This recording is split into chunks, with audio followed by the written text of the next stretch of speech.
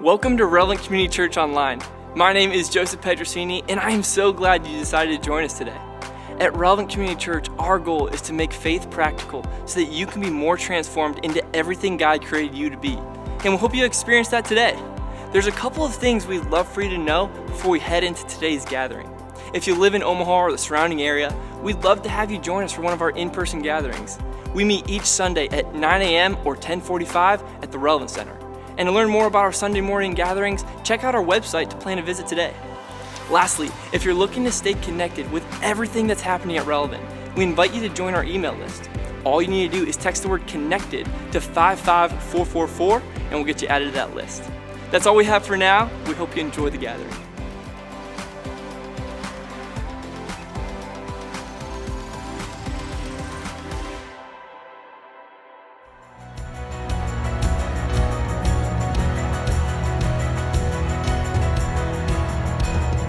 Well, good morning. Welcome to Relevant Community Church. I am so grateful to be with you guys today. Whether you're here in person or you're joining us online, wherever you may be joining from, our goal is to make faith practical so that you can be transformed into everything God created you to be.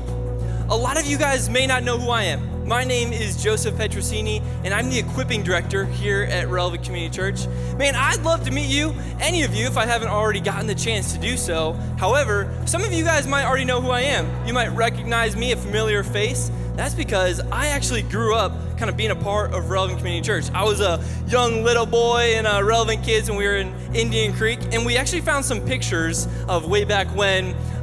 Yes, it's not my finest hour with the braces and not my first time hosting either. Got into host at Youth United back in the day. Man, I think hopefully this is what transformation looks like. Hopefully I don't look like that anymore. We talk about transformation all the time. Being a part of all the things we got going on at Relevant, maybe that's what that looks like. Man, speaking of transformation, everything we got going on, there are so many things happening here at Relevant. We don't want you guys to miss out on anything going on. If you guys text the word CONNECTED to 55444, we'll get you added to our email list so that you guys can stay in the loop.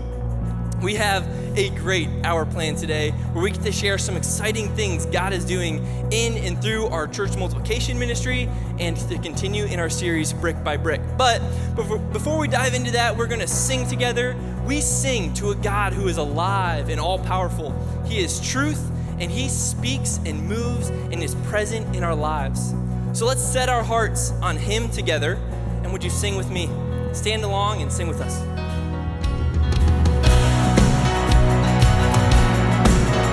Good morning, church. Let's sing this together. Here we go.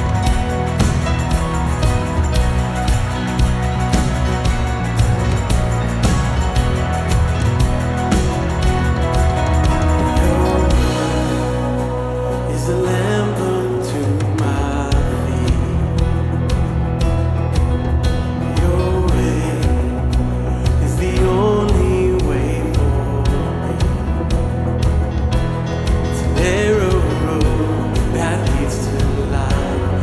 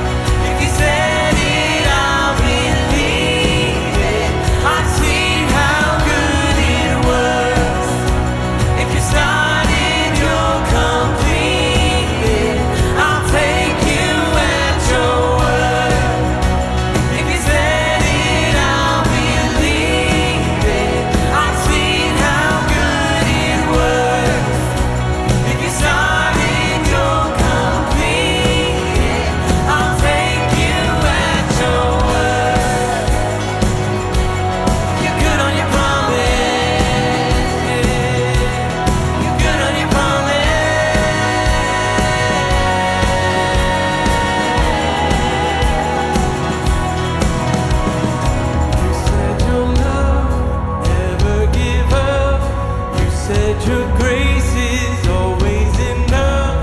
You said your heart never forget or forsake me.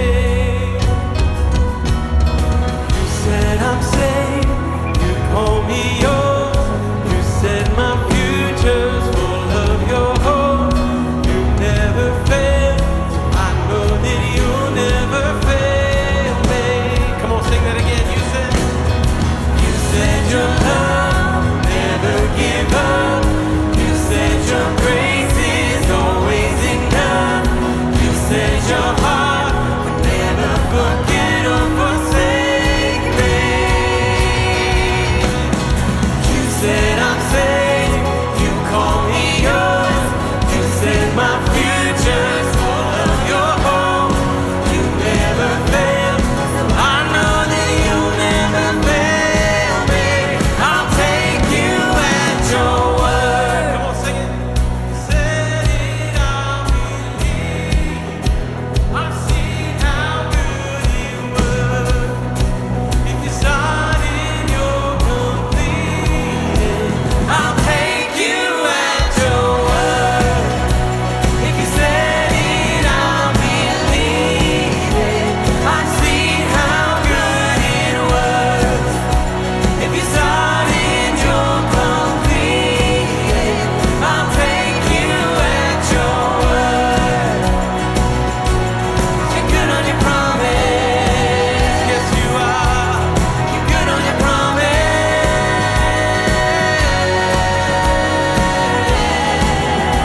I'll take you at your word.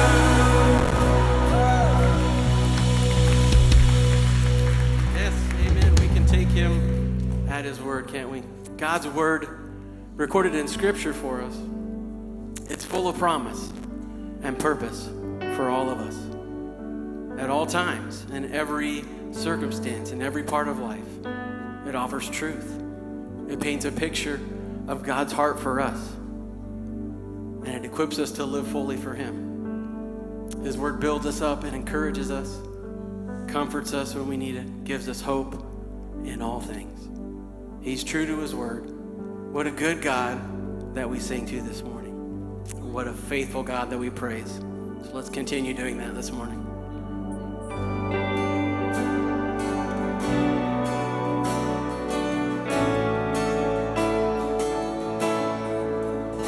You give life, you are love, you bring light to the darkness, you give hope, you restore every heart that is broken.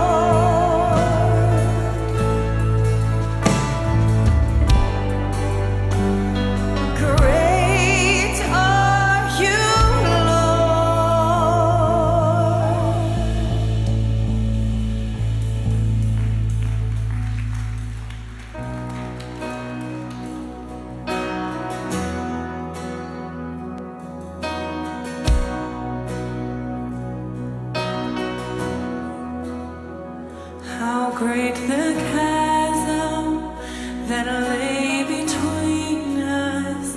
How high the mountain I could not climb. In desperation, I turned to heaven and spoke your name into the night. Then through the darkness, your loving kindness tore through the shadows of my soul. The work is finished, the end is written. Jesus Christ, my living hope. Who could imagine so great a mercy? What heart could fathom such boundless grace? The God of ages stepped down from glory to wear my sin and bear my shame. The cross has spoken, I am forgiven. The King of Kings calls me his own. Beautiful Savior, I'm yours forever. Jesus Christ, my living hope. Hallelujah, praise the one who set me free. Hallelujah, death has lost its grip on me. You have broken every chain. There's salvation in your name, Jesus Christ, my living hope. Hallelujah, praise the one who set me free. Hallelujah, death has lost its grip on me. You have broken every chain. There's salvation in your name, Jesus Christ, my living hope. Then came the morning that sealed the promise. Your very body began to breathe. Out of the silence, the roaring lion declared the grave has no claim on me. Come on, sing that again. And came the morning That sealed the promise.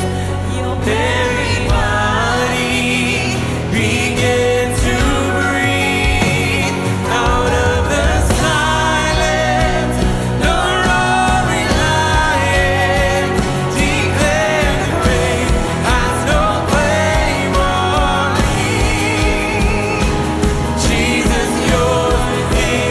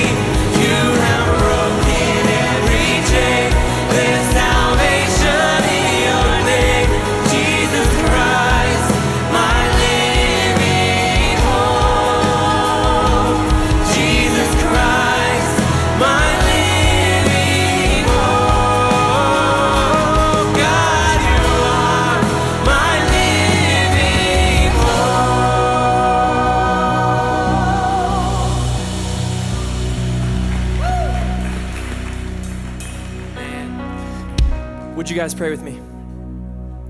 God, thank you so much for being a God who is good, a God that gives us hope, a God that doesn't fail us.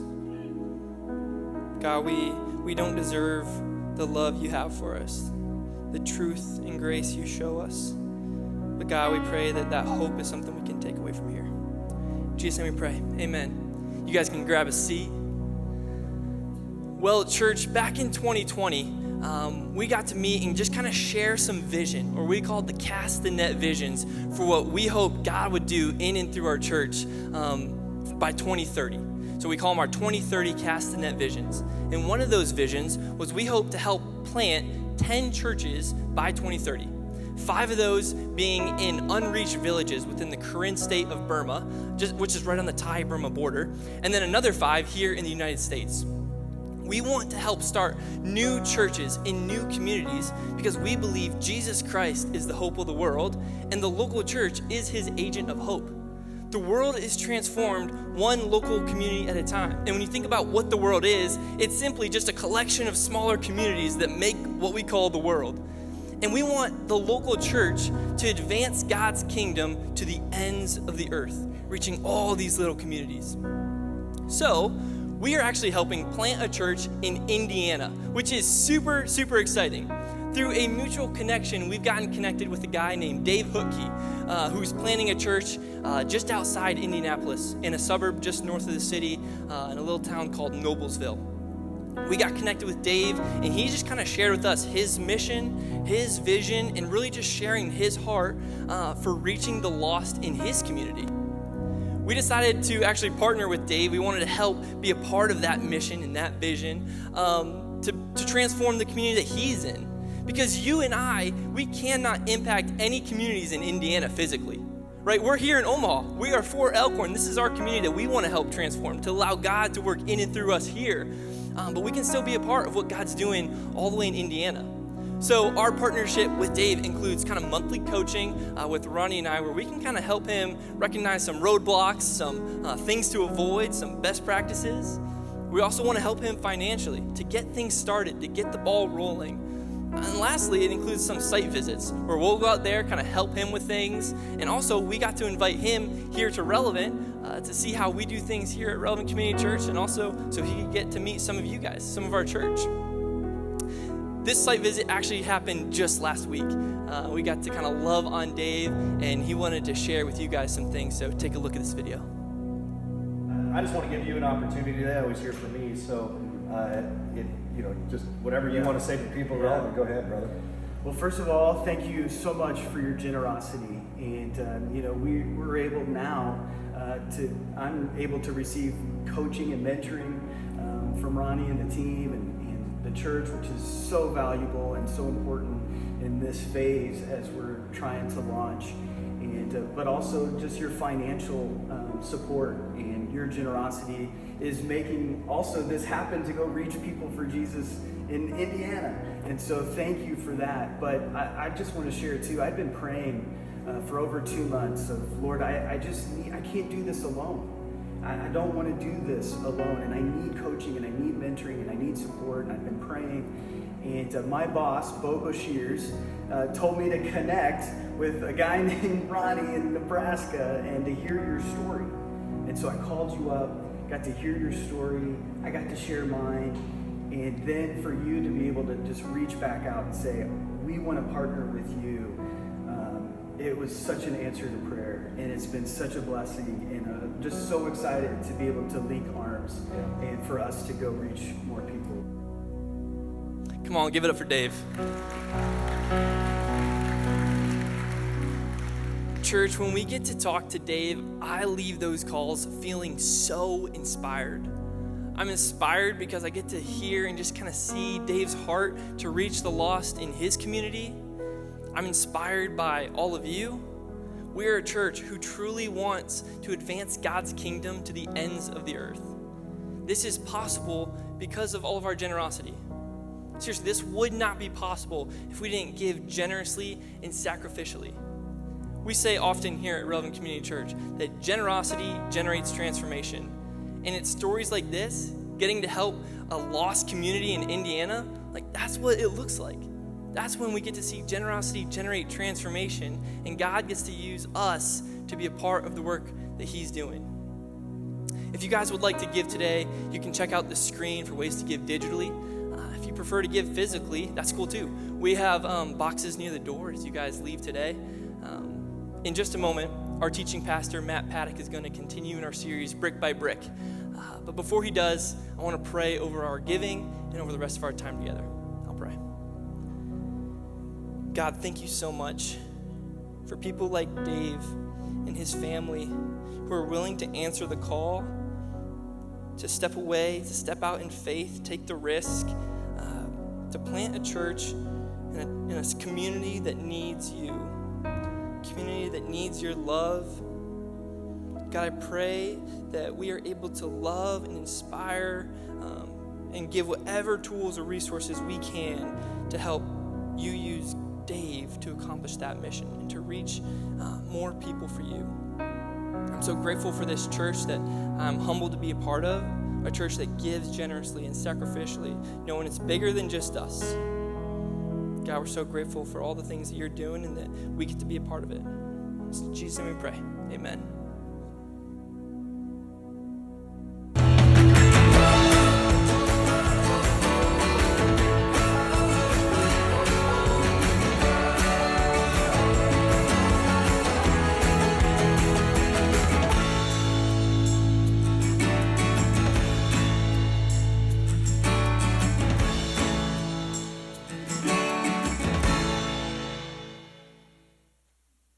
One resident describes her horrifying experience when she first realized the complex was on fire. Well, I woke up to go get me a cold pop, and then I thought somebody was barbecuing. I said, oh Lord Jesus, it's a fire. Then I ran out, I didn't grab no shoes or nothing, Jesus. I ran for my life. And then the smoke got me, I got bronchitis. Ain't nobody got time for that. Well, if you're new here, I have a reason. You're probably thinking, surely there's a reason. There is a reason for showing that video. It's not a good reason, but I have one. I was sitting there writing my message this week, and I realized I wanted to tell a funny story about a fire. And every time I tried to think of a funny story about a fire, I thought of this video. And I'm like, might as well just show the video. Well, anyway, we'll come back to some of that fire stuff a little bit later. Hopefully it makes some sense to you. But today we're in week 5 of our 6-week series called Brick by Brick. And if you've missed a couple weeks, or maybe this is your first time here, let me catch you up a little bit on what's been going on. We've been looking at a letter written by the Apostle Paul while the Apostle Paul was in prison in Rome. So he's chained up in Rome for sharing the gospel in Rome, and he decides to write this letter to a group of Jesus people, a group of Jesus followers in a town called Ephesus. And this letter was probably written within about 30 years of the life and death and resurrection, the events of Jesus. And so it was written pretty early on in the first century. And here's the passage that we've been looking at, that we've been studying throughout the series. It's Ephesians 4, verse 15 and 16. It says this: instead, speaking the truth in love, we will grow to become in every respect the mature body of him who is the head, that is Christ. From him the whole body, joined and held together by every supporting ligament, grows and builds itself up in love as each part does its work. And just as a reminder, again, if you've been here, you know this, but the build each other up in love part of this has one major desired outcome. And that is that we would become, that as a group of Jesus people, that we would become a mature body, that we would become a mature church, that our church becoming a mature body with Jesus as the head. That is the goal. That's what we're trying to attain through building each other up in love, so that we won't be tossed back and forth by all the winds and waves and culture, that we won't be, that we'll be able to withstand every kind of false teaching that might come at us through culture, that we can withstand the cunning and craftiness of deceitful, scheming people. And Paul goes on in this letter that we've been looking at to give us 5 things. 5 ways, or what we've been calling 5 building blocks of how to help us implement what it looks like to build each other up in love and ultimately, again, become a mature body of Jesus followers. But for these building blocks to become part of our lives, we must, as Paul says, put off all the old stuff. Take all the old stuff that was a part of our lives prior to us placing our faith in Jesus by asking him to be the forgiver of our sins and the leader of our lives, placing all of that off, like just sitting it off. And here's how Paul says it in verse 22. We've looked at this each week as well. You were taught with regard to your former way of life, again, the life that you lived prior to placing your faith in Jesus, to put off your old self, which is being corrupted by its evil desires, and to be made new in the attitude of your minds, and to put on the new self, to put on compassion and kindness and gentleness and humility, to put on the new self, created to be like God in true righteousness and holiness. And here's the building block 1 that we looked at in week 2. Therefore, each of you must put off falsehood. Put off falsehood and put on speaking truthfully to your neighbor, for we are all members of one body. And then Pastor Jimmy looked at in week 3, in your anger do not sin. Do not let the sun go down while you are still angry, and do not give the devil a foothold. If you were here that week, that just means don't give the devil a place in your life. Don't allow the devil to take up residence in the guest bedroom, if you will. And then last week, we looked at this verse 28. Anyone who has been stealing must steal no longer, but must work, doing something useful with their hands. They must put off thievery and taking and consuming, and put on being a contributor, put on working hard and doing something with your hands for the good of others. So building blocks 1, 2, and 3. Speak the truth in love, resolve your anger, and be a contributor. And then today we look at verse 29. Building block number 4. Do not let any unwholesome talk come out of your mouths, but only what is helpful for building others up, according to their needs, that it may benefit those who listen. And so building block 4. Watch your words. Watch your words. And I can hear it from you already. I can hear you thinking it. Enough already with these say nice things sermons, with the don't say mean things to people sermons. And I get it. I understand. You guys have it. Like you guys get it. None of you ever say anything hurtful or to tear others down. That's not you. But maybe the person sitting next to you needs to hear this message. So think of this as one for them, right? You're just going to take one for the team. Besides, Jesus seemed to think that this was a pretty dang important thing. And Matthew records what Jesus has to say for us regarding this. He says, I tell you, one day, on the day of judgment, people, and again, a lot of Greek words, which is what the New Testament is written in, are hard to translate. But people isn't one of them. Your people, and I'm people. People will give an account for every careless word they speak, and I'm just going to apologize to you now. That's going to take a while for me. So if you're in line behind me, it's going to take a while just to give an account for the words that I've already spoken, so I better figure this out. For by your words you will be justified, and by your words you will be condemned. And so the words that we speak have such an important role in us becoming a mature body of Christ followers, a mature body of those who try and follow Jesus. And so we better do the work to try and figure out this building block, to allow this building block to become part of our lives. And you've heard this said before. We all know this phrase, that actions speak louder than words, which when it comes to sizing up strangers or trying to get to know some new people, some new acquaintances, or maybe new coworkers, it's probably true. It's probably true that the things that they do that you actually observe them doing are more powerful than the words they speak because you don't know them. But when it comes to personal relationships, when it comes to romantic relationships, or when it comes to relationships within the church, I'm just not so sure it's true. The more intimate the relationship, the closer or tighter the friendship, the more intimate the romantic relationship, the louder, or better yet, the heavier or the weightier the words become. And because of that weight, now your words have greater capacity to leave a mark. Either leave a mark for good or for bad, or to encourage or discourage, or to inspire or to wound, or to build each other up, or to tear each other down. Our words in all kinds of relationships are powerful. Even words left unsaid are powerful. I've never had any of you come up to me and quote to me what your neighbor or coworker never said. My coworker has never said. That's never happened, not once. But what has happened in many conversations, usually through tears, is a 3 or 4 word sentence that you had wished you'd heard your father say. Like, I love you, or I'm proud of you. And if that elicits any kind of emotional response for you, whether that's your story or not, thankfully for me, that's not my story. I didn't have that in my life. But if it elicits a response out of you, nothing underscores the significance of our words that we speak more than the fact that even words we don't speak have influence in a way that it can change the trajectory of a person's life. The point being this, that our words carry so much weight.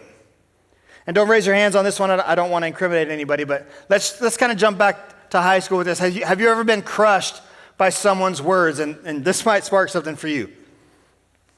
Let's just be friends. Anybody? That's crushing. Or this one, I love this one. It's not me, it's you. And I know you think y'all got that backwards, but that's pretty much how I remember her telling me that's the way it went. No matter your experience, whether for good or for bad, our lives have been shaped. They've been changed. The trajectory of our lives have been impacted by words spoken to us or over us, or words spoken at us or about us. These words have shaped our childhood. They've shaped and gave form to our marriage and our work environments, and they've shaped and impacted our experience of church. They've shaped and impacted the way that we look at the person in the mirror. And while we're super quick, it's super easy for us to recognize the impact that other people's words have had on us. We're often pretty slow to recognize or admit how our words might have impact on others. Your words carry more weight than you think about in all relationships that you have. Words have the potential to inspire or discourage, to build up or to tear down, which really should impact all of us. We should all take into consideration this fact. But there's a group of us. There's a group of us that really don't have an option. There's a group of us that must take this into consideration. And I mean, it is good advice. It's good advice no matter where you sit on the spiritual spectrum, whether you've come in here for the first time or you grew up in the church, whether you believe anything about this Jesus guy or not. We should all probably understand the need to watch our mouths, consider the weight of our words. It's good advice, but if you're a Jesus follower, if you consider yourself an apprentice of Jesus, if you're trying to be with him, if you're trying to become like him and maybe someday be mistaken for him, that when somebody looks at you, they might say, hey, that guy, that looks like that Jesus guy. This is not an option for you. Jesus followers have to get this right. It's just a part of what it means to follow Jesus. It's baked into the whole deal. And to see that, I want to jump back into the same letter that we've been looking at from Paul, just a little bit past where we've been reading. Paul reminds them of Jesus' new covenant command, a command that we know so well. This command is meant to impact and to change and to determine the way that we live, the way that we act, the way that we behave towards other people. His command was this, and you've heard it before, to love others the way that he has loved us. And this is how Paul said it in Ephesians 5:1-2. He says, follow God's example, therefore, as dearly loved children, and walk in the way of love. It sounds so gentle. It sounds so soft and pretty, so Christian, almost romantic, passive. But it's not that at all. Like, it couldn't be further from the truth. And if you follow Jesus, and if you follow his story through the Gospels, the first 4 books of the second half of our Bible, the New Testament, the stories of the account of Jesus, if you follow him through the gospel, it becomes very evident to you.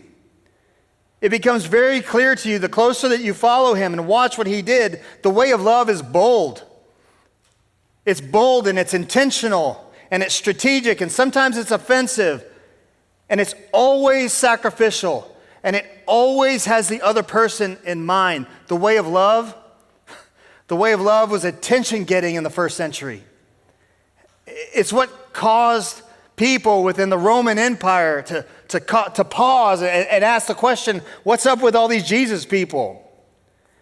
What's up with all these Christian people that are following the way? Why are they so much different? Why are they doing things the way that they're doing? What makes them special or different? The way of love is dynamic. The way of love impacts people constantly. The way of love is illustrated by Jesus and lived out by the first century followers of Jesus. This way of love, it literally changed the course of the world. And so you and I, we get to choose whether or not we follow Jesus. We get to choose that. We do not get to choose what it looks like, what it reacts like, or what it sounds like. Jesus didn't leave you that option. You don't get to say, I want to follow Jesus, and then choose how you follow Jesus. He created it to be a certain way, and he modeled it for us. In Paul's words, again in Ephesians 5, 1 and 2, he says, follow God's example, therefore, as dearly loved children, and walk in the way of love, just as Christ loved us and gave himself up for us. If you want to know what the way of love acts like, if you want to know how the way of love reacts or what it sounds like, then follow Jesus. Follow him. Become an apprentice of him. Look at what he did. Try to begin to think like he would think. Ultimately, try and act like he would act. And one day, maybe somebody would look at you and think, that guy looks like Jesus, as far as I know. If you want to know what the way of love looks like, that's what it looks like. And you'll see it all over the Gospels. Paul applies this to the words that we choose.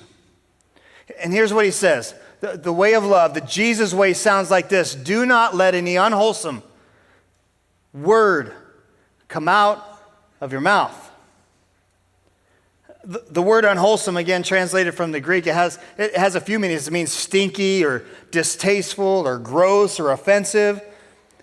In other words, Paul would say this: consider your mouth like a gate and stand guard at that gate, so that when anything stinky or offensive or hurtful rushes the gate, don't let them through.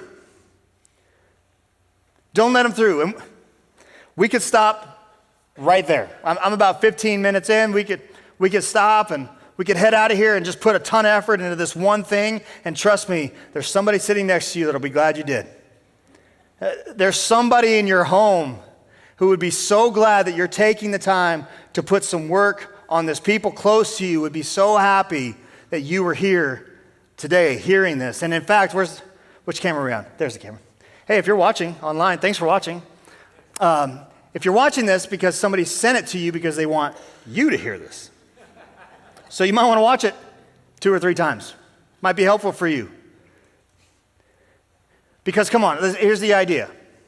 We all struggle with this because your mouth is a gate and you're not a very good gatekeeper. And I know this excuse. We all use this excuse. I've used this excuse, if I'm being honest. We all say the same thing. We all say, after saying something hurtful, I was just being honest. Just being honest.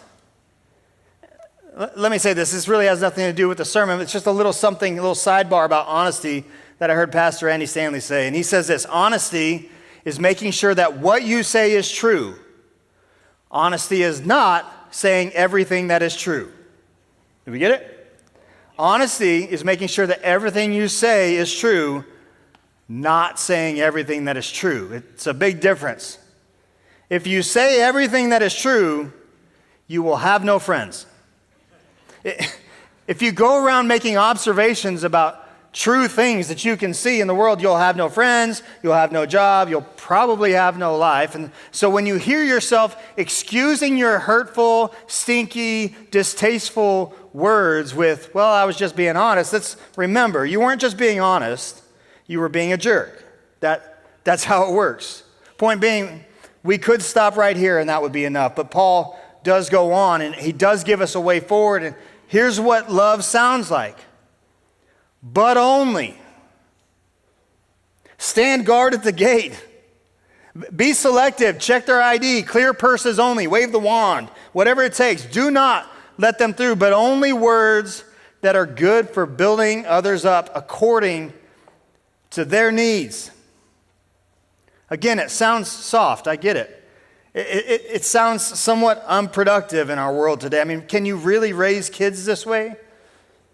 I mean, we're coming up on the end of the year, and some of us have direct reports or people that we oversee. Can you really do performance reviews at the end of the year this way?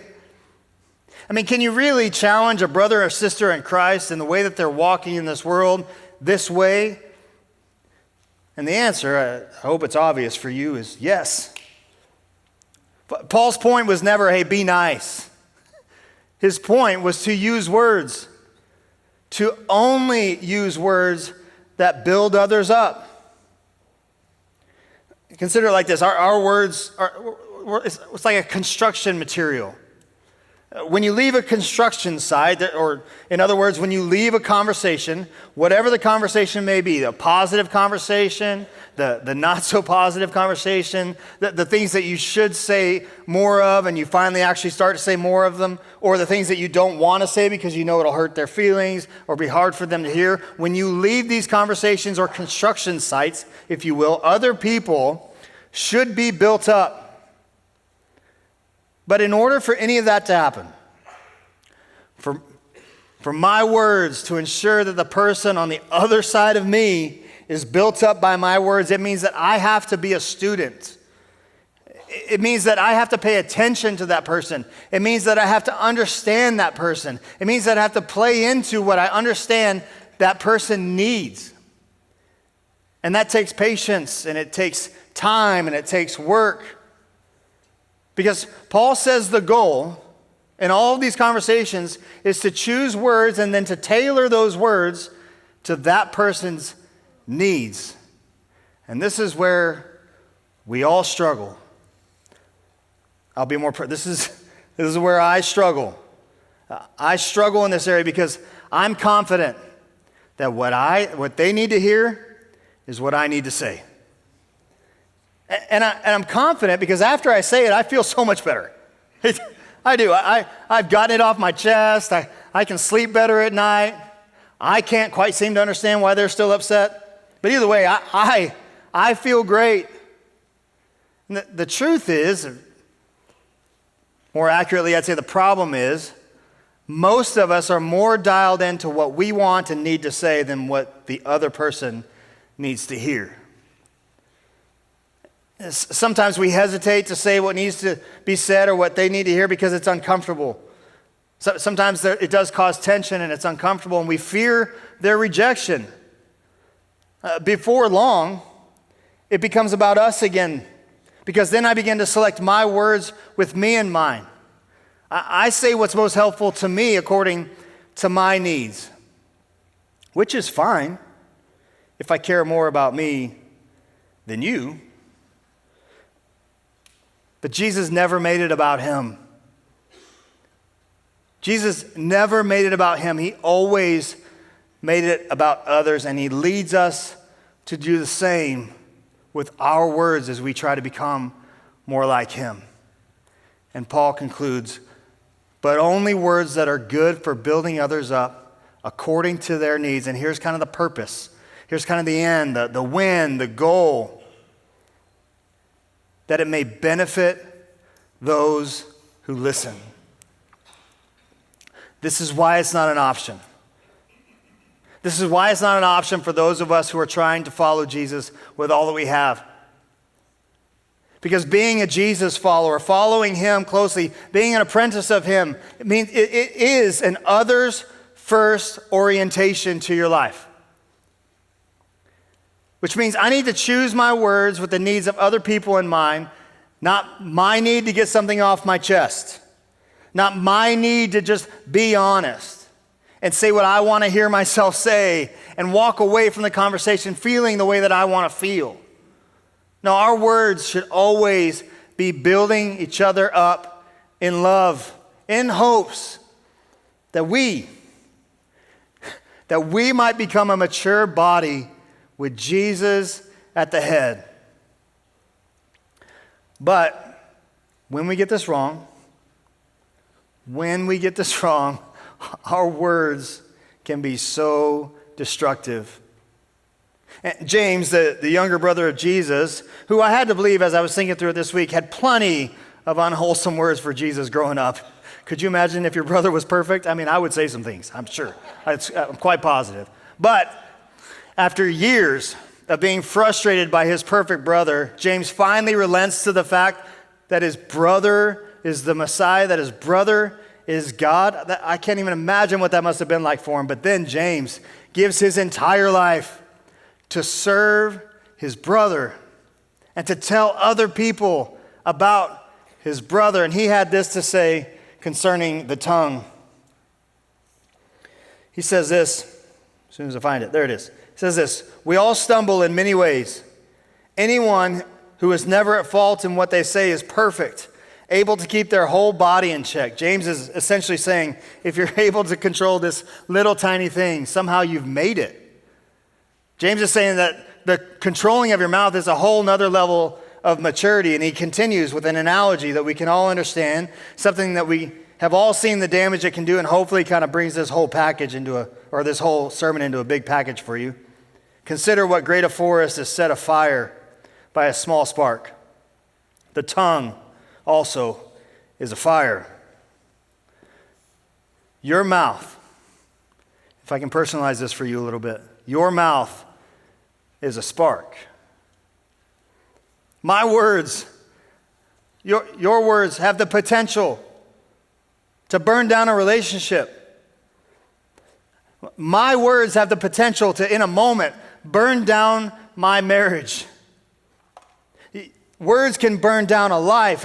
It can burn down a child. It can burn down somebody's self-esteem or the way they think about themselves or their self-confidence. And we know that because we've all had other people's words burn us and affect us. The real danger of fire is that it spreads so quickly, that it's not isolated. It starts small. It's just a single match, but it doesn't stay small. A few words have the potential to create all kinds of harm and damage. Your words, if left unchecked, have the potential to destroy this church. And now, there are two things that we do with an unintended or an unintentional fire. The first one is we try and contain it, or we try and extinguish it. When it comes to fires, we start with our words. Our natural inclination, what we attempt to do almost every time, is we try and contain it. That's why we begin to explain it. Explaining is not containing. Explaining, saying, hey, let me explain to you why you shouldn't be hurt by what I just said. We think it's containing it, but explaining it, actually, and you've probably experienced this, causes the fire to burn a little bit hotter. Because when somebody's hurt you with their words and they kind of circle back around, they begin to explain themselves, why they said it the way they said it, why it shouldn't have offended you the way it did. It does not help the situation. It just irritates you, and now your fire is burning even hotter. And so when you realize this, that they're trying to explain away what they said, what you're really realizing or understanding is they don't even understand the damage that they've already done. And so if you ever come to the realization that you've torn somebody down, instead of built them up, don't try and contain it. Extinguish it. Word fires are extinguished with two things. And neither of them come very naturally. They're not super easy for most of us. The first one is a giant dose of humility. Humility means I'm going to put myself aside, my own interests aside for yours. I'm going to put my own well-being aside for your well-being. I'm going to be more concerned with how this affects you than how it affects me, even if it costs me. Humility is placing yourself under someone else's ability to be the one to forgive. Humility is how we, again, back to Paul's words, walk in the way of love. So the second thing is sensitivity, humility and sensitivity. an explanation about why you said what you said, explaining that, it elevates you. It makes you the priority. Insensitive words require sensitivity to allow the other person to move past the hurt. Humility and sensitivity, when you add sensitivity to the package, it elevates the offended party. It makes them the one that's most important, making what they need most important. And so I'm going to do this for you. This is a gift for you. I'm going to give you an application, how you can begin to extinguish word fires in your life. And no need to get your phone out or a pen and paper. I think you can remember this one. It's not all that difficult. Here's the answer to the question of how we extinguish a word fire. You ready? I'm so sorry. But there's one caveat. This is the most important thing to the way to extinguish the fire. I'm so sorry, period. Stop talking. Shut your mouth. Right? I don't do this often, so if you're new here, don't get uncomfortable. We don't do this every week, but I would like to practice. It's a tough thing. We can all get better at it. So you ready? On 3. 1, 2, 3. I'm so sorry. Hey. Yeah, exactly. But if you must say more, and I fall victim, I must say more. I really do. I really can't stop there. But here's the answer to that for those of you who are like me. You kind of rinse and repeat, right? I'm so sorry. There's no excuse for what I said. You don't deserve that. I'm so sorry. Right? Just own it for a second. Just own it and sit in your own guilt for a little bit. Maybe be more concerned about them. Allow them to kind of sit in their hurt for a moment. In this space and silence, don't begin to try and take charge of the restoration process. That's up to them. It's not up to you. You did the damage. They get to choose the speed of the restoration. And in that, there's 3 things that we all get caught up in. I know I fall victim to this, but no matter how good our intentions are, we all have good intentions with these things. These are some things that we need to try and avoid in those situations. The first one is this: don't tell them how bad you feel. How you feel is irrelevant. Telling them how bad you feel is kind of a request, an appeal for empathy for you, the offending party. You're not in a position to ask for anything. The second one is this. I do this often, especially with my kids. I find myself doing this. Don't ask for a hug. Hey, I said I'm sorry. I'm sorry. I've also explained why you shouldn't be upset. Can I have a hug? I don't know if you ever fall victim. I fall victim to that. Don't do it. A request for a hug is a request for proximity, and that's up to them. That's their decision. The third thing, and trust me, this one I honestly believe is done with the best of intentions, but don't ask for forgiveness. And this is tough because forgiveness is the ultimate desire.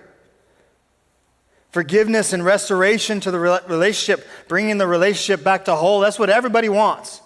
But making a request for forgiveness in the moment is more about you and making you feel better for what you just did. I mean, think about it. The request for forgiveness is the hope that they would say, hey, it's not that big a deal, don't worry about it, so that you can walk away feeling better about yourself. Forgiveness is a gift. It is the hope and the desire for every relationship that's been hurt. But you just tore them down. You're not in a position to ask for anything. And again, I believe all of those, if not most of those, are done with the best of intentions. But remember, to walk in the way of love, the way of Jesus, requires that even in our apologies, that we place the other person's needs above our own by approaching it with a level of humility and sensitivity. That's how you extinguish a word fire. Our ultimate aim with this building block is, like I said earlier, to build each other up in love so that we can become mature Jesus followers together as a group, a mature body, a mature church. And when we get it wrong, and we will get it wrong, Let's not attempt to contain the fire. Decide to humble yourself and extinguish it. It's the quickest way to relational wholeness. So let me ask you this question. Is there anyone who you have recently burned with your words? Is there somebody that's a part of your T-Life group or your small group that you're a part of? Is there someone on the team that you serve on that you've said something that you know you need to go make reconciliation for, that you need to go extinguish it? Have you burnt a leader within our church by gossiping about them outside of their presence with other people? Is there a fire burning even hotter because all you ever do is try and explain it away? My challenge to you, this is one thing. As you leave today, extinguish it. And this is slightly off topic for the course of our series, but I do think it's worth mentioning today. I think it could be helpful for a lot of people. I know this is hard to hear when the person that you need to apply this with is sitting right next to you.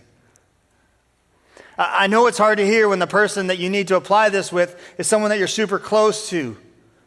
And that's why it requires kind of a double dose of humility. And I want to encourage you today to just go for it. And as hard as it is for you, it will be extremely healing for them. Even if, and guys, I'll just say this to the guys. That's who I know. I know you're probably thinking this because I would be thinking this. Oh, but if I do it, she's just going to think I did it because you said to do it. Anybody want to raise their hand, say they were thinking? No, don't do it. I'm just kidding. I know somebody was thinking that's fine. That's why it takes extra humility. And you just go home and I say go for it. Just say this. Say, you know what? You're right. I am only doing this today because Matt just talked about it, but I'm also doing it because I know I need to. Try it. Try it. And I'm doing it because I know I need to, but I just want to say, I'm sorry. You can even do that if you want to. And again, although all this is great advice, right? It's just great life advice for human beings. It's not a Christian thing. It's not a religious thing. But if you are a Jesus follower, again, if you have orientated your life around following the Messiah, and you try and stay in such close proximity to him that his dust covers you and that you begin to think like he thinks, and that one day you begin to act like he acts, and people might one day look at you and say, man, I think that guy looks like that Jesus guy that I've heard so much about. This is not an option for you. This is what it looks like. This is the way that we walk in love. This is what building each other up in love really looks like. Would you pray with me? God, I thank you so much. I thank you for the truth of your word and the way that it convicts and changes and transforms, and the way that we can read about it and know what you're calling us to do and not have to always wonder and question. And God, this one's clear, that to follow you and to be like you, we got to be careful and watch our words and stand guard. And so God, I pray that something we heard today, something that you spoke to us, and words that we read through Scripture, that we are a little more equipped to live like you as we walk out these doors today. God, we love you. We thank you. We pray all these things in your name. Amen. Amen. Thanks again for joining us today. We are so passionate about helping people follow Jesus one next step at a time.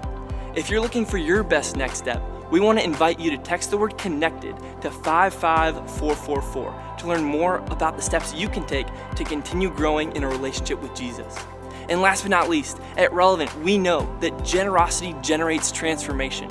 If you feel led to support the work that God is doing in and through Relevant Community Church, there are multiple ways that you can give digitally. Thanks again for spending some of your day with us, and we hope to connect with you soon.